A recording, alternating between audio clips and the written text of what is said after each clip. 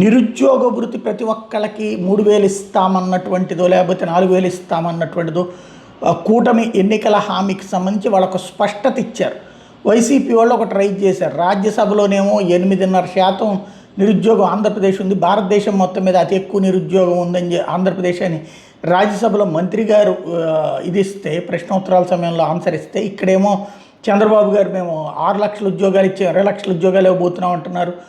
ఇది ఎంతవరకు వాస్తవం అంటూ మండలిలో ప్రశ్నించినటువంటి సందర్భంలో మంత్రి రాంప్రసాద్ రెడ్డి చెప్పుకొచ్చేది ఇప్పటికే 5,82,000 ఉద్యోగాలు ఇచ్చేశారు. నిన్న చంద్రబాబు గారు 6 లక్షలు దాటిచ్చారు, ఇప్పుడు ఈయన కొంచెం తగ్గించారు 5,82,000 రూపాయలు, అంటే 82,000 మందికి. అయితే ఇవన్నీ ప్రభుత్వ ఉద్యోగాలు కాదు, ప్రభుత్వ ప్రైవేట్ అన్నిట్లో కలిపి, ప్రభుత్వ ప్రైవేటు కలిపి 20 లక్షలు ఇస్తాం మేము.